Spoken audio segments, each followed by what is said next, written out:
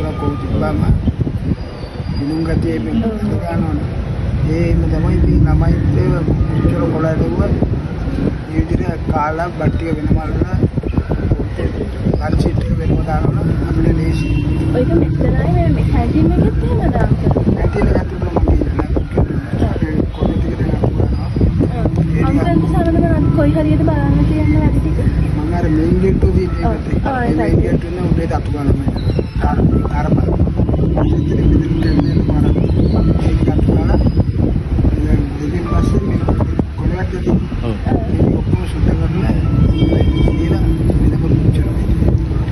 එතකොට දැන් අංකල් කියන විදිහට ළමයිගේ පැත්තෙන් මොනවා වගේවද වෙන්නේ? ළමයිට තේරුමක් වයස ළමයි ටග්ගල අතිශය දාලා යනවද නැත්නම් දැනුවත් කමේ කරනවද මෙතනවත් එක කරනවා.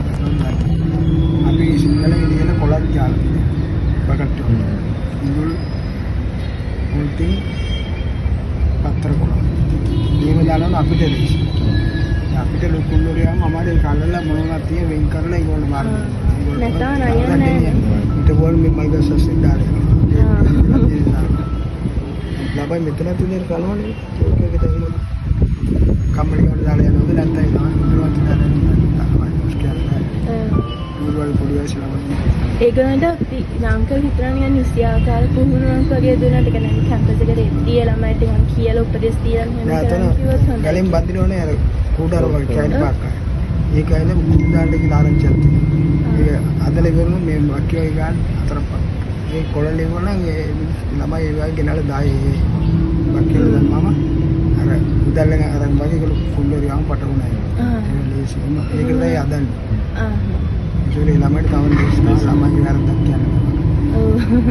නෑ ළමයිගේ වැරද්දකුත් තියෙනවා. ඉතින් ඇත්තටම නෑ කියන්නේ. ප්ලාස්ටික් බෝතල් බීලා අර දැන් අර කොට්ටම් කොල ගන්නවනේ බෝතල් විතරක් 15 පිස්සක්.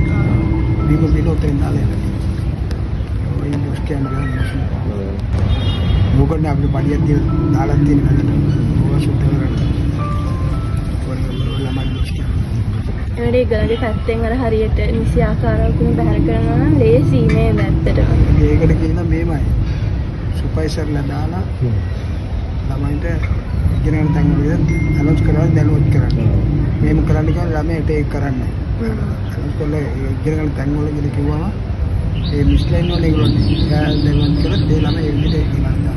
හිතෙනවා.